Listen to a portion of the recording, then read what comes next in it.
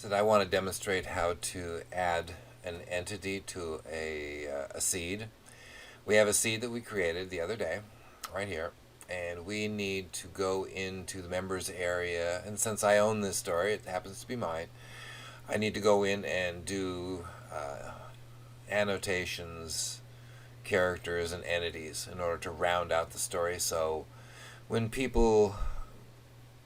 authors come in and want to write based off this story, that they can easily reference the entity names, the character names, and have a bit of annotations to help them to understand the story up to the point where they're jumping in and wanting to write. And all of these annotations and characters and everything can be transported downstream.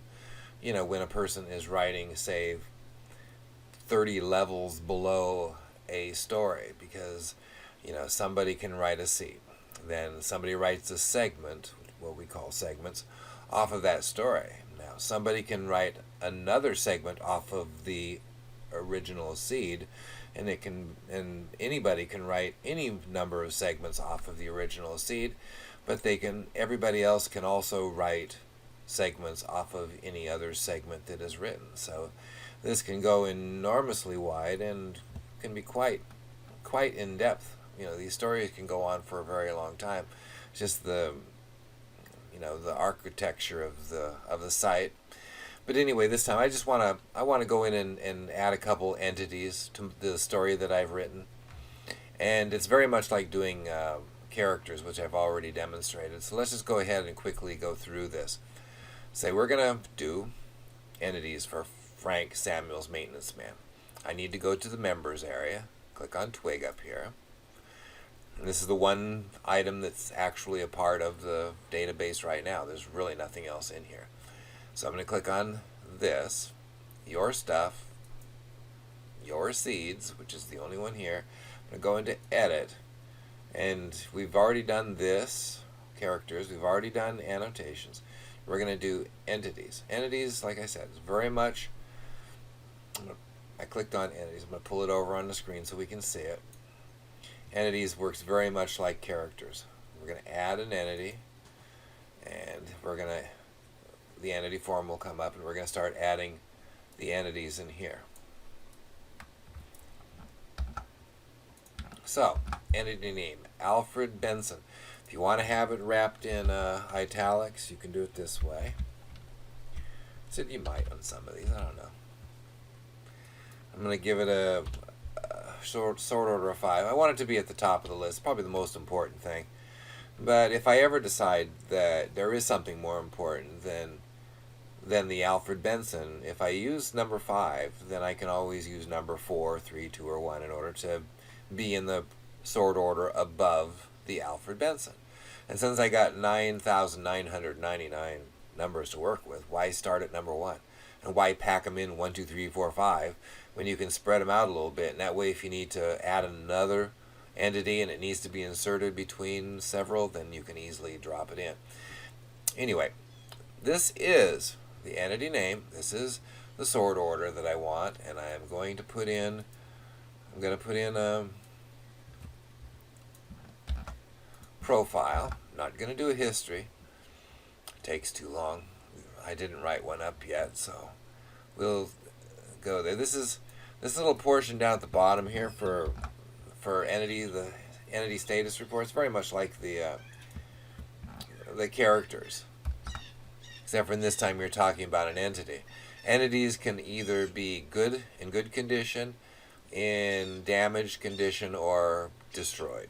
That way the entities, later on in the story when somebody destroys it, people that come in and want to write after whatever it is has been destroyed, they should, if they've checked their entities list, they'll know that they can't use it. It's gone. It's destroyed. So that's why all of these things exist. Anyway, we're going to go ahead and set it as in good repair and leave it here and say save this entity. Now, that entity has been saved. I'm not going to go in and demonstrate that it's saved. You're just going to assume that it is, because it is. I'm going to add another entity. This would be the name of the fleet that our hero works for. this point, the beginning of the story, oh, I wrote one that's too long. Ooh, this is the name of the inner stuff. Our hero started this down. Okay, that's good enough. We just won't put that extra little bit in there. And I add a little thing here. See, I saved this stuff off, so I don't have to keep pulling this stuff back. There. I'm going to save this entity too. So I'm going to go ahead and add another one.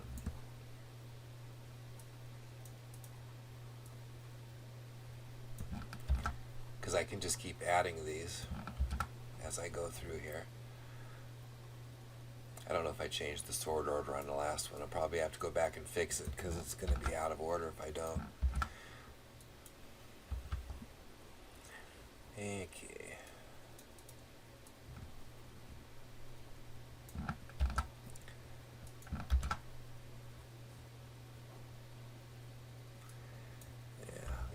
Put in the status remark. I'm going to save this one. And I want to do one more. And there's probably some others I could have done too, because there's a lot more entities in this first few paragraphs that I wrote than there are. Oh gosh, I did it again. Okay. Okay, well, I'm going to stop it right there. Okay, I'm just going to move this information. See, I'm just blamming these through. Oops, I messed something up, didn't I? No, I didn't. It was there. Okay, so I'm going to save this entity, and now I think I actually did 4 there, right? So if I click on the sailboat up here, this is the entities button. It'll bring up the entities list, and you'll see that all of them are set, and they're all set as in good condition. So, just so you know, let's just say I just pulled this off to the side. Let's say this were a segment that I were writing based off the seed. I could pull this over to the side, and I would have a ready reference to the names of the things that I might need to reference in the segment that I'm writing based off of the seed. And it's all right here.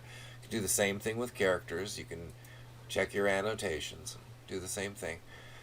Anyway, that is how you set up entities. And to go into any particular entity, you can see the Kerguelen fleet was not supposed to be at the top of the list because I forgot to give it a sort order. So I'm going to go into the Kerguelen fleet, and it says sort order of 1 is actually supposed to be downstream a ways.